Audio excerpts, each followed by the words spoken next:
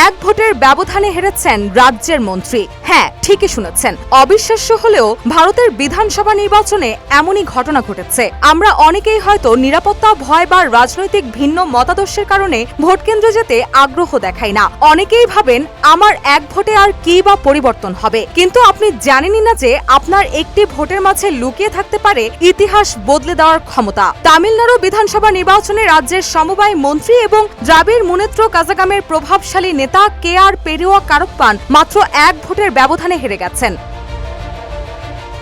5 মে Indian এক্সপ্রেসের এক প্রতিবেদনে জানানো হয়, নির্বাচন কমিশনের প্রকাশিত সরকারি ফলাফল অনুযায়ী এই আসনে ভোটের লড়াই শেষ মুহূর্ত পর্যন্ত ছিল রুদ্ধশ্বাস। ফলাফলে দেখা যায়, থালাপতি বিজয়ের দল তামিলাকা ভেট্রি কাজাগামের প্রার্থী শ্রীনিবাস সেতুপতি 83,375 ভোট পেয়ে জয়লাভ করেন। অন্যদিকে ডিএমকের প্রার্থী পেরিয়া কারুপ্পান পান 83,374টি ভোট। ফলে মাত্র এক ভোটের ব্যবধানে পরাজিত হন তিনি।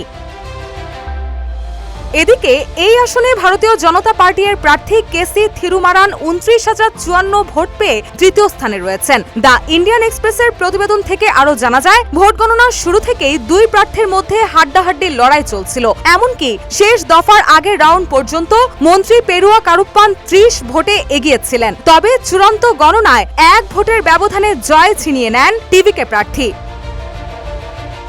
একজন মন্ত্রীর এই হার তামিলনাড়ুর রাজনীতিতে টিভিকের ক্রমবর্ধমান শক্তির উত্থানের ইঙ্গিত দিচ্ছে। এবারের নির্বাচনে 108টি আসনে জয় পেয়ে থালাপতি বিজয়ের পার্টি একক বৃহত্তম দল হিসেবে আবির্ভূত হয়েছে, যা রাজ্যের দীর্ঘদিনের দ্বিমেরু রাজনীতিকে বড়সড় ধাক্কা দিয়েছে। তবে তামিলনাড়ুর তিরুপাত্তুরে আসনে এই এক ভোটের গল্পটা শেষ পর্যন্ত মনে করিয়ে দেয়, রাজনীতিতে ছোট কিছুই অনেক সময় সবচেয়ে বড় পরিবর্তন এনে দেয়।